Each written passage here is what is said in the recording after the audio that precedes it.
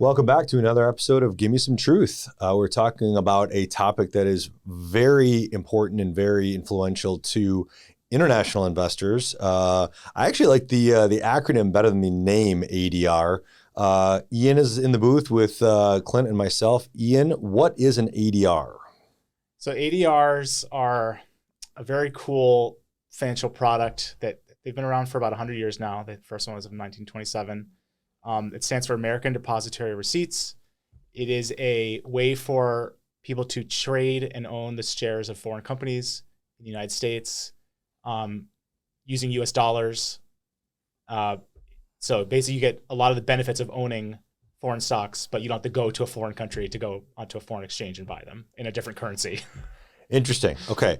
How often are you talking to international clients, domestic clients alike? How often is this coming up? So ADRs are not super common in our clients' portfolios, but I think sometimes they should be more prevalent. So the issue of owning foreign stocks is very common. And there's lots of different ways you can do that. ADRs is just one way of doing that. But in the international world, expat clients, it's almost every client comes in with some interest in owning foreign assets, being hedged against declines in the dollar. There's a conversation we have with virtually everyone that is, how do we get international exposure? ADRs come up in that conversation. They're not always the answer. Sure. Because we can go into some of the reasons why they're not the perfect answer for a lot of the problems that our clients are trying to solve. And a lot of times you can't just get it through traditional ETFs or a mutual fund structure, right? Because they're international clients. They might be hamstrung by their own regulations. Exactly. And oftentimes we have to buy individual securities for our clients. Yes. So that's kind of a nuance in a lot of the expat management that we do, is that, we have to unbundle and kind of hold all of those international. That is a key principle in international investing, is unbundling. So we do a lot less funds for expat clients for various reasons. And I think that's often misunderstood. People just think, I live in the U.S. I'm going to move to Spain or pick your country. I'll just buy the S&P 500. That's not as easy. Kind of not a thing. Yeah, exactly. So everything's a little bit harder in investing for our expat clients, is because not only do you have U.S. restrictions, you have the equivalent of U.S. regulations in those foreign countries that sometimes they overlap, sometimes they don't, it's kind of like Swiss cheese slices you're laying on top of each other. You're trying to find where the holes can line up, but sometimes they just don't. So you owning individual securities is typically okay in any country. So that is kind of our first principle, is that can we get to that point where we're just owning actual stocks, not funds? And ADRs can be a way of doing that. ADRs do come with some risks, though, right? I mean, a main concern of our clients is currency exchange rates, and decoupling their returns from the US dollar, just in general, right? And so, ADRs can be one way of getting some exposure to a foreign currency, foreign assets, but because they're always priced in US dollars, you're always kind of shackled to that exchange rate to some extent, right? So the rate of return on an ADR is always going to be, there's underlying foreign security that has a price fluctuation in a foreign currency. So that could go up or down, and say it's in euros. So your euro, the value of that stock goes up in euros, but then it's being converted back into dollars when you see it on your statement, because it's being held in a US bank. Dividends are all paid in US dollars. Capital gains are paid in US dollars. Taxes are paid in US dollars. So you're always going to be kind of stuck with that exchange rate risk. So there's two components of a return in an ADR. And that's a conversation we have. It's well, yeah, I see that you want to get away from the US dollar, and because you have expenses in another currency. So you want to just have an income stream in another currency. If the euro appreciates, you want to be able to get richer in euros, not richer in dollars, right? Because you're spending euros. So ADRs can get you kind of part of the way there, but they're not fully decoupling you from the US dollar. And I think we're having more of these conversations because the US dollar has been depreciating, has been depreciating against a lot of the clients, the currencies our clients use. Yeah, so it's very top of mind right now. It was totally great when US dollar was super strong and we were into ADRs, and now, okay, well, now what, right? If we continue this dollar decline as we see right now, perhaps we might not want to have assets in ADRs or start with assets in ADRs. So if we have another option available, what would that be? If I said, hey, I don't necessarily want ADRs and I don't have access to funds, how can I go about doing that? So there's multiple ways. So, there's foreign ordinaries, which are like called F shares. So that's like, it's similar to an ADR where it's not in the ADR structure, but it's still it's a foreign share that is traded on the U.S. exchange in dollars. So that's kind of comes with a lot of the same restrictions. Another really interesting, potentially useful thing to do is to buy the shares on foreign exchanges directly. And you buy them, you go to like the German exchange, the Japanese exchanges, and you're just buying the shares of Volkswagen or Toyota on those exchanges in those currencies, and you are holding them in an account denominated in that currency. So you've eliminated the currency risk. There's no US dollar involved anywhere. I mean, presumably there's some US dollar exchange risk because you're converting your dollars into the foreign currency to be able to purchase those stocks. But a lot of our clients have portfolios of currencies. Like they're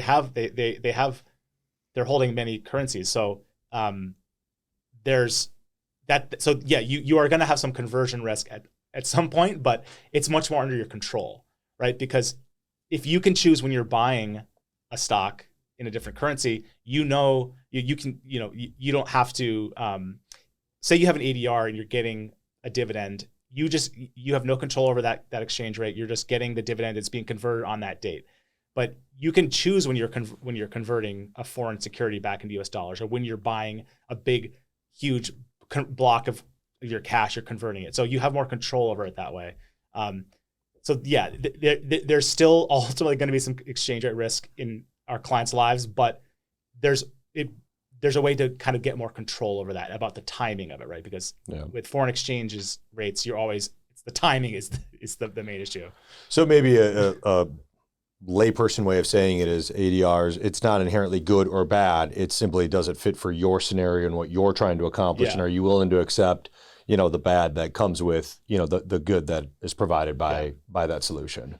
Yeah. So there's in our industry, there's never, I mean, you guys have been doing this for 25 years, right? Has there ever been one solution that works for everyone? No. And what's funny is kind of that's what I was thinking about earlier when we were talking, and the idea of, when the dollar was appreciating and now it's pulling back is the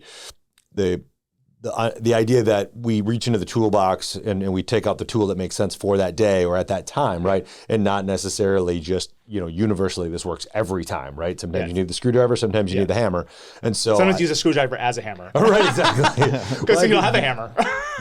I think that's that's kind of a good parallel though. Like, in the expat world, it is kind of like that. You're using like tools like in different ways, and you're a little more creatively using those tools. So. Yeah, a little limited in those ways. Yeah, I think we're limited by, kind of access, right? I mean, custodial access is one big thing. And, we talked about it a little bit, but, the access plus there could be some fees involved in that too. So it's not exactly like we just go in and we just buy our Apple shares and it's commission free because we have, Schwab and we can just go buy it. It's a different world. Very different circumstances here. Yeah. Right? So the trading on foreign exchanges is not free. In fact, it's very far from free. There's lots of options out there, and they range from expensive to less expensive. It's an area where we recommend people talk with their advisor, because one account might be good for one purpose, one person, another account might be better. So we can walk, and there are multiple options out there, and we can talk to our clients about that. I would say, let's take the last couple of minutes here and just dive maybe just slightly into the pool of what we offer at Walkner Condon and what we're able to do for clients that maybe differs from what maybe other advisors are able to do. Yes. So we, because this has been a common recurring, topic of conversation with our clients, we went out and did the hard work of building a relationship with custodians where we can hold these foreign securities. We can hold foreign currencies, we can hold foreign securities, we can trade on foreign exchanges, we can custody the foreign securities in your account. So you can have an account with us that has 10 currencies in it, where you've purchased 10 different stocks from 10 different exchanges, and it's all in one account. You see it euros, yen, pounds, dollars, Australian dollars, Canadian dollars. You can see it all on one statement, all different currencies. A lot of custodians that maybe people listening to this have heard of, a lot of it is like you're kind of restricted to the US dollar. So like, yeah, you can own ADRs or an international fund, but you're still being converted to US dollars at the last step of that chain so you only ever see dollars on your statement. And that is kind of like not like good enough for our international clients a lot of the cases. So we at Walkner Condon, we have built up institutional relationships where we can offer this ability to our clients, and it's at very, very competitive, very reasonable prices. But it's not no commission though. Yeah, that's right. Yeah, it's not like a Schwab US. Yeah. Right, exactly. So you have to be mindful of all of that, and we'll disclose that to you. We don't receive any of that, so we're not incented to do one thing over the other. We just want to do what's in your best interest. And then, furthermore, we've developed a bit of a technology solution as well. We've got technology platforms which will help with the multi-currency thing too. Sometimes we have to deviate from our standard client portal to go to a different client portal that has the access to some of these foreign currencies. So we've built that out as well for our clients that have more complex situations that are really multi-factor sort of currencies and securities in their portfolios. Yeah, all of our clients, it's definitely on the international side. It's white glove. We walk you through all of this. We set up the accounts for you. We make sure you understand it. We're walking you through the process every step of the way. And I think that's what we've tried to focus on ultimately at Walkner Condon. Not saying that it's the only way, but the way that we've tried to do it is to make it so that we can adapt to our client and not having to require the client to adapt to us and the way that we do it. And I think that's it benefits so many people in so many ways. So we hope that you found this valuable. If you have other topics that you'd like to hear more about, please let us know. We can pontificate on many different things. And in some cases, it's interesting what clients ask for in terms of what they want to hear about. So please let us know if there is a topic that you'd like to hear more about. But until next time, we appreciate your time and thank you for joining us on Gimme Some Truth.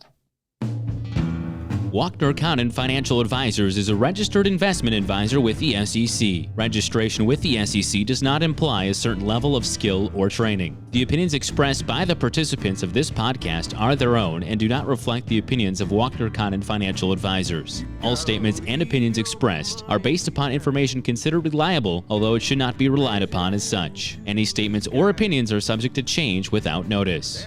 Information presented is for educational purposes only and does not intend to make an offer or solicitation for the sale or purchase of any specific securities, investments, or investment strategies. Investments involve risk and, unless otherwise stated, are not guaranteed. Information expressed does not take into account your specific situation or objectives and is not intended as recommendations appropriate for any individual. Listeners are encouraged to seek advice from a qualified tax, legal, or investment advisor to determine whether any information presented may be suitable for their specific situation. Past performance is not indicative of future performance. Thanks for listening, and for further information, please visit walknercondon.com.